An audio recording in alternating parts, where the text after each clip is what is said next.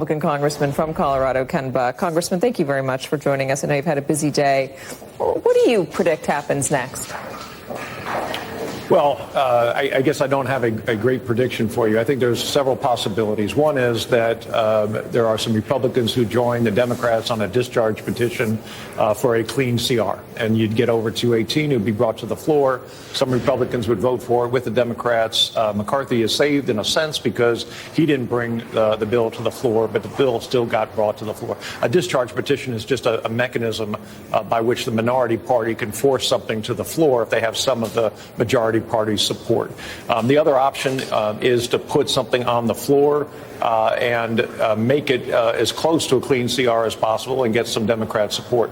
But unless the number drops significantly, you're not going to get some Republicans to support it. And when I say significantly, it's the number that Kevin McCarthy threw out when he was running for Speaker. And then other Republicans won't support a bill that has the number that Kevin McCarthy negotiated with President Biden. So if it's not one of those two numbers, you're going to lose a certain number of Republicans. So are you going to be on board with giving something to the upper chamber, getting something out of the House to avoid a shutdown? I sure hope so. I haven't seen the bill yet that I would be on board with, but I would very much like to not have a shutdown, and I'd very much like to support something. Yesterday, you changed your vote for the DOD rule from a yes to a no. Can you help me understand why you did that? Because it was partially responsible for sinking that. Well, it was sunk anyway. It was 213, and it needs a majority to pass. But what happened was I handed my card down the line and asked somebody to vote no for me. I didn't check my vote. They had voted yes. When I did check my vote, I saw the no vote and switched back to what I originally intended. Why did you vote no? I voted no because Ralph Norman has asked Speaker McCarthy for the top line numbers for the 12 appropriations bills to make sure that the overall number is what he promised when he ran for Speaker, that it's $1.471 trillion.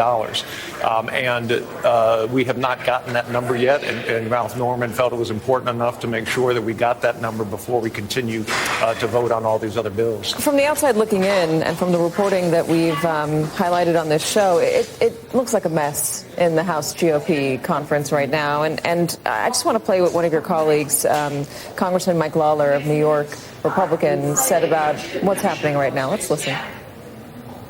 This is not conservative republicanism. This is stupidity. The idea that we're going to shut the government down when we don't control the Senate, we don't control the White House. These people can't define a win. They don't know how to take yes for an answer. It's a clown show. You keep running lunatics, you're going to be in this position. How do you feel about his assessment of things? Well, obviously, I disagree with his assessment. I believe that spending at the levels that we're spending now, that type of spending is an existential threat to this country.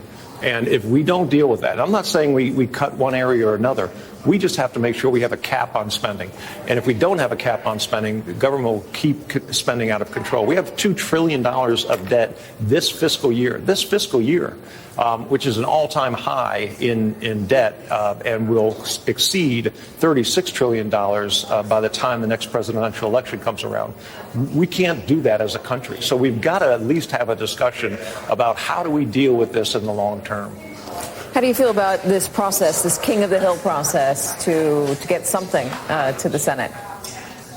Yeah, like I said, I am anxious to make sure that we don't have a shutdown, and I hope that we have a good bill, a bill that reduces spending, so that I can support the bill and make sure we don't shut down. When the Senate sends back emergency funding, disaster relief funding, and Ukraine aid, where will you stand? Where do you think the party should stand in sending it back? Because, again, this is divided government. The Democrats control the Senate, Democrats control the White House, Republicans control the House. There's going to have to be a compromise. There is, and I haven't seen the bill that the Senate is going to be sending us. I can tell you this. I believe Vladimir Putin is evil.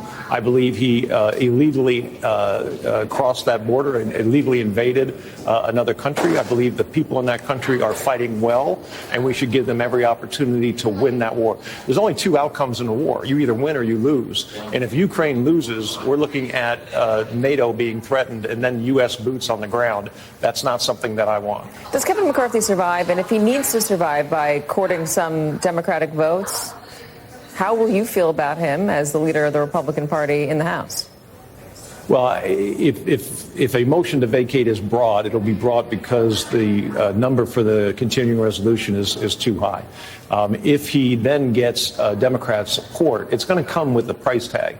Democrats are not going to support a Republican speaker unless they get something in return. And so at that point, I think people are able to make a judgment about whether Kevin McCarthy moves on or not. And I frankly, I think that with a 5-vote majority, or now a 4-vote majority, Kevin is accomplishing a lot of the goals that he wants to accomplish. I would just like to see lower spending. I'd be remiss not to ask you about what the New York Post is reporting, that you're looking at TV jobs. Are you running again for Congress? I am running again for Congress, yes. I'm running, and you know, I think this is a way of finding someone that wants to run a primary against me by telling the world that I'm not running again, and all the Republicans who are interested in a great district in Colorado decide to announce. You know, it's one of the games in D.C. We certainly enjoy having you on, but you're telling me no, you're not going to be moving to the pundit world. You're going to be staying in Congress, hopefully at least. No time soon. No time soon. Congressman Ken Buck, thank you so much for joining us. We appreciate it. Good luck out there.